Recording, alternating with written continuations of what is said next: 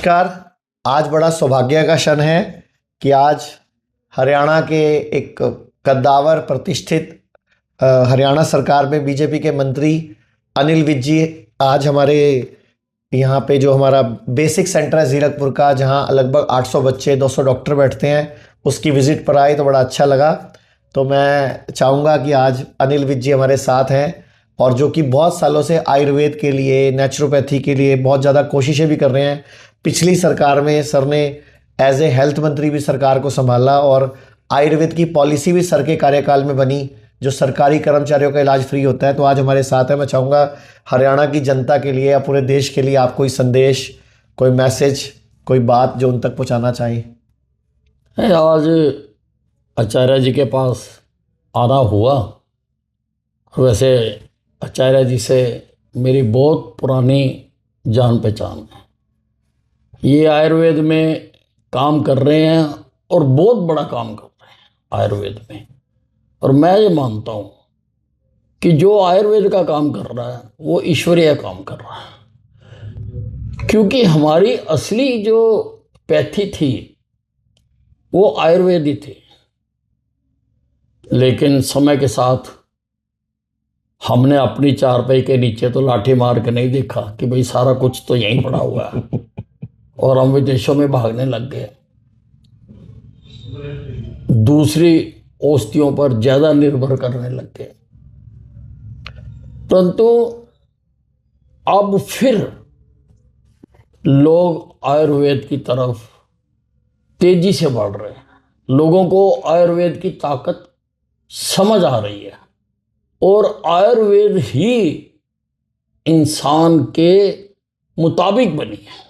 अगर माना जाए कि जो दूसरी दवाइयाँ हैं, अभी भी कईयों के रिजल्ट आते हैं कि ये दवाइयाँ गलत देते रहे और ये दवाइयों से ये नुकसान हुआ, ये दवाई बंद कर दी।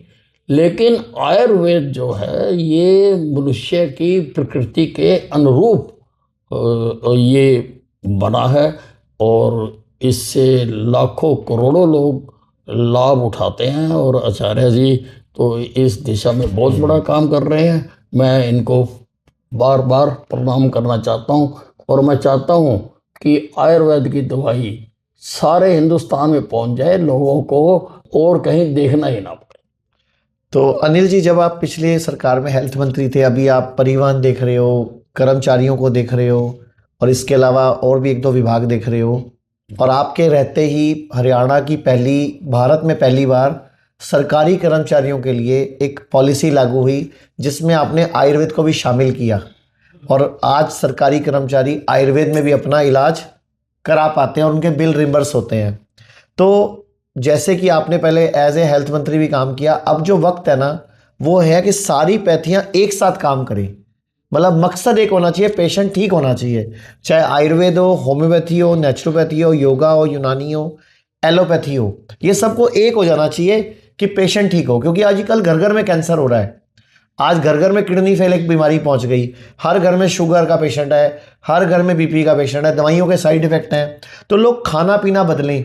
तो हमने एक अभियान शुरू किया है स्वामी ज्ञानानंद जी के सानिध्य में। परसों हमने ये अभियान शुरू किया है कि भारत में हफ्ते में एक दिन पूरा भारत उपवास करे। तो 1000 लोगों के बीच में हमने ये हाथ उठवाए, ज्ञानानंद जी महाराज बैठे थे कि कौन से दिन उपवास होना चाहिए। तो ज़्यादातर लोगों ने बोला मंगलवार फाइनल कर दो। तो मैं आपसे भी रिक्वेस्ट करूंगा कि आप भी इस अभियान में जुड़िए हमारे साथ कि हफ्ते में 6 दिन गाड़ी चलाओ, एक दिन गाड़ी को रेस्ट दो। उस दिन सिर्फ हरी सब्जियां और फ्रूट खाए इंसान, पका हुआ भोजन और दूध दही पनीर वगैरह उस दिन ना ले, ताकि पूरा भारत स्वस्थ हो जाए, बीमार पड़े ही ना। आयुर्वेद के लिए जैसा आपने बताया कि मैंने जब हेल्थ मिनिस्टर था, मैंने आयुर्वेद को बढ़ावा ही नहीं दिया, मैंने आयुष यूनिवर्सिटी बना के दी। बिल्कुल, यस। ताकि हमारे पास क्वालिफाइड डॉक्टर्स की आवश्यकता है और जो हमारी आयुर्वेदिक मेडिसिन्स हैं या और हमारी पैथियाँ हैं उनकी रिसर्च की भी आवश्यकता है। बिल्कुल, कि उसकी रिसर्च भी हो और हम आगे बढ़ें।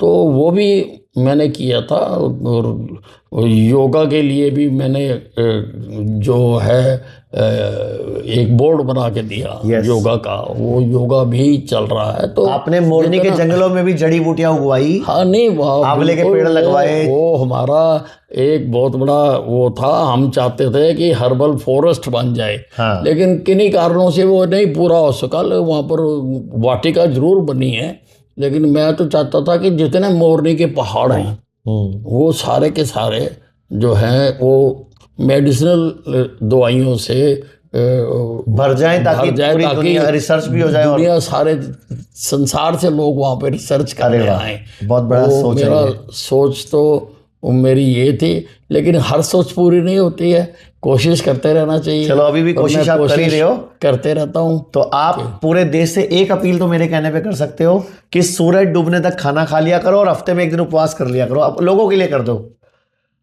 नहीं, आचार्य जी जो बात कह रहे हैं ये साइंटिफिक बात है, और हमारे पुरातन हिंदुस्तान में खाने का यही सिस्टम था, और उपवास भी हमारी कोई नया इन्वेंशन नहीं है। उपवास भी सदियों से हमारे लोग रखते आए हैं। वो जो हमारे आचार्य थे, जो उस वक्त ऋषि थे, वो उन्होंने इसके तत्व को पहचाना था। तो लोगों को भी इस पर धीरे धीरे इसी पर आना पड़ेगा।